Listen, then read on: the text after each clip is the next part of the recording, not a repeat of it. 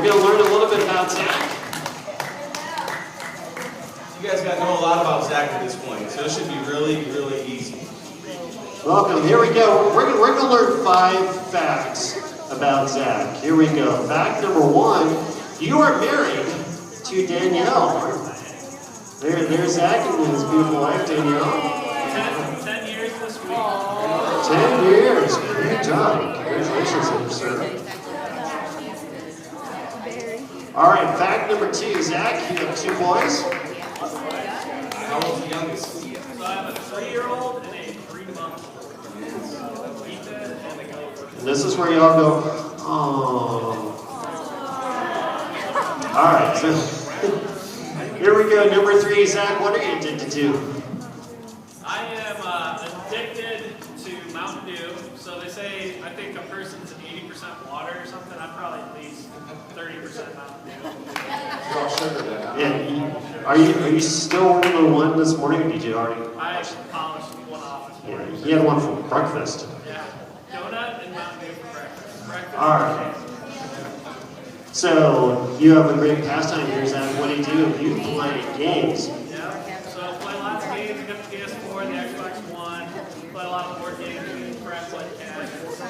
Good time. What's your favorite video game? Man, when I was growing up, it was all about Halo, first-person shooter. I don't play Fortnite or anything like that, but yeah. All right. And fact number 5, Zach, you are a kingdom worker. Yep. So I've worked with junior hires for about 11 years now. So my first junior hires are well into their adulthood now. So it's really cool. All right, ladies and gentlemen, Mr. Zach Wise, thank you very much.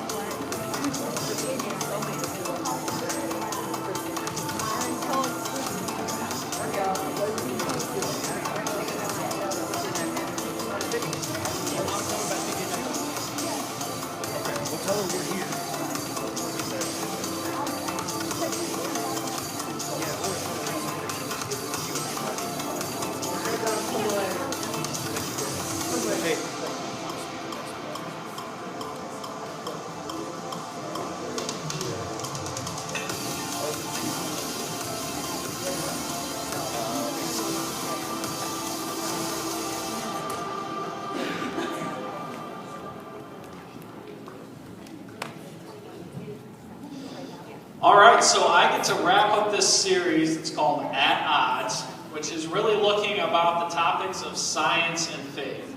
And when we started off this series, we really said there's a lot of people out there who really feel like science and faith do not mix, that they're 2 different teams. It's like Ohio State and Michigan. You can only root for one, you can't be divided. But what Ken has talked about the last couple weeks is that no, science and faith can really operate together. And that really, when we approach science as being something that was created by God, it can really be something that teaches us more about Him and draws us closer to Him. And that's really what we covered the last 2 weeks, is that they don't have to be at odds. Well, what I want to talk about today are those times that when we learn more about science or we learn more about something, sometimes it creates more questions for us and leaves us with more things unanswered. So I know as we've gone through this last couple of weeks, I've been working with the 6th graders, and I know they've been talking about in school minerals and geology and that topic, right?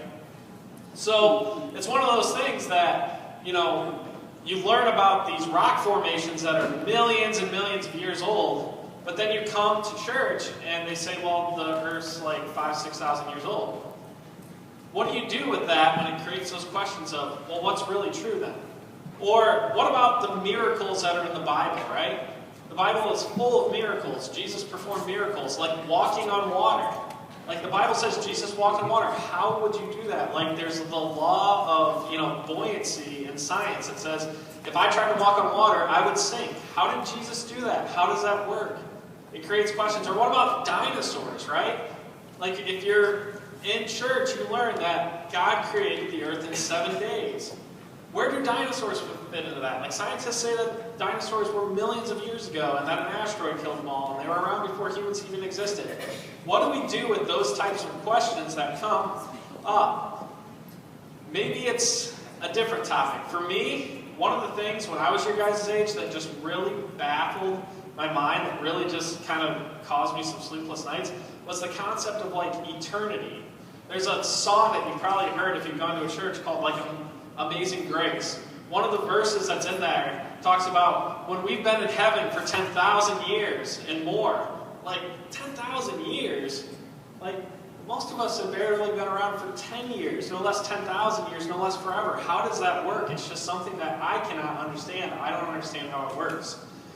And the thing is, all of us are going to encounter things that we don't have answers to that are going to challenge our faith. Maybe it's going to come from something that we learned in science class.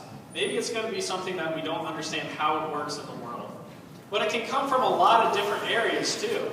It may come from a relationship. Like it may come from knowing somebody who believes something very different than you.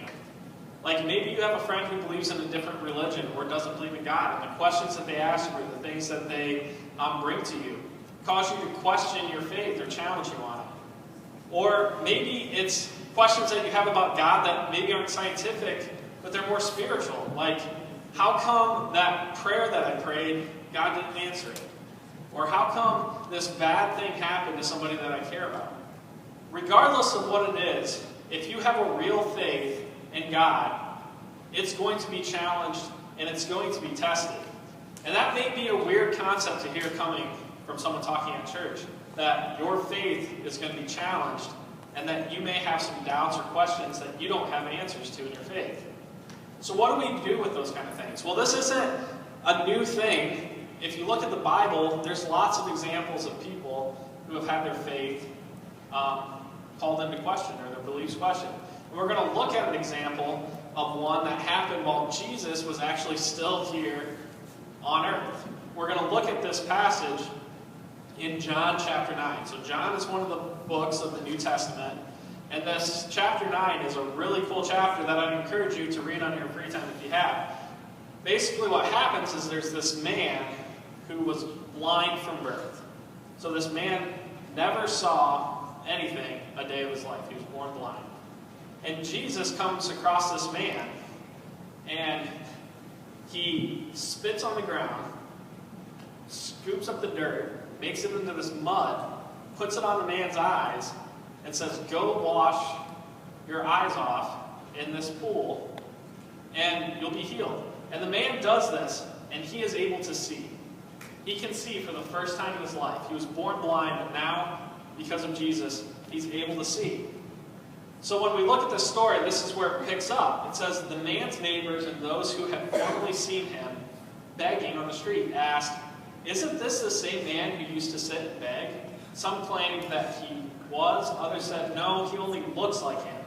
But he himself insisted, I am the man. How then were your eyes open, they asked. He replied, the man they called Jesus made some mud and put it on my eyes.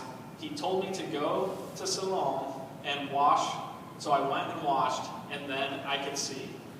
So this man who had been blind his whole life, the people who knew him, the people who had seen him, when he comes and he can see now, their first question is the same question that we probably have. How? How is this possible? How can you see now?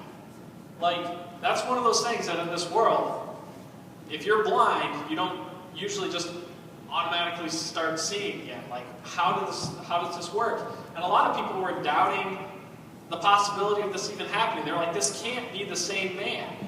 How could this be true? How could this happen? And they wanted an answer from this guy, and all he really could say is, Jesus put mud on my eyes and I can see. Well, that answer wasn't good enough for these people, so they took him to a group of people called the Pharisees, who were these intelligent religious people, and they wanted more answers because they weren't satisfied with him just saying Jesus did it. They wanted to know how this happened. So the Pharisees said, what do you have to say about Jesus? It was your eyes he opened. The man replied, he's a prophet.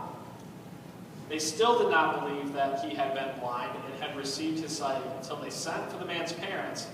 Is this your son? Is this the one you say was born blind? how is it that now he can see? A second time they summoned the man who had been blind. Give glory to God and tell the truth. They said, we know Jesus is a sinner. So again, these Pharisees just keep saying, how? You need to tell us how this happened. We need to know how Jesus healed you or how you had the sight. And they couldn't believe because this was so different than what they knew about the world. But the man, when he was confronted with this, he replied, whether Jesus is a sinner or not, I don't know. One thing I do know, I was blind, but now I see.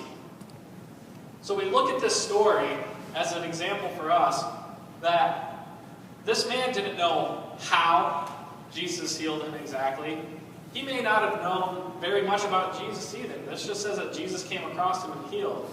But when he was faced with all these questions of how, he focused on what he did know, which was, look, I couldn't see, and now I can, and it's because of Jesus.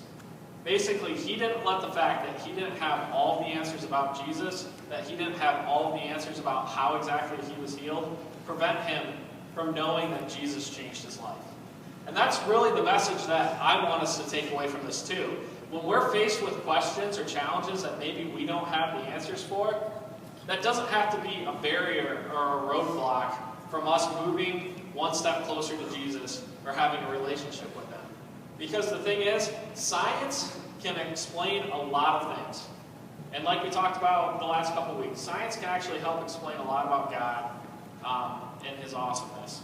But it can't explain everything. And one of the things it can explain is how important our relationship with God is. Because really, we don't have to understand everything to start following with God. We just need to know the basic truths. And the basic truth is we were created to have a relationship with God. And from what we know about Jesus, he was a real person who was on this earth, who loved us, who was the Son of God, who loved us so much that he died on the cross for our sins so that we could have a relationship with him. That is true. And that is something that we can rely on. And that's really where I want you guys to focus this week. I don't know where you are in your faith journey. I don't know if you have more questions than you do answers, and if it's really something that you're just checking out or exploring.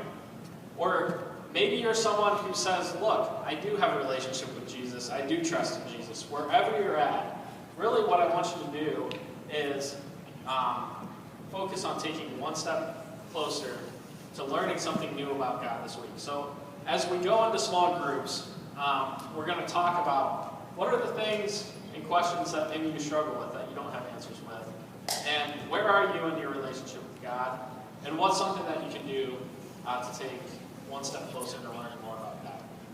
So we're going to do worship, and then we're going to take a couple-minute break and transition into small groups after that. So if you don't mind bowing your head, we'll pray, and then we'll transition to the worship.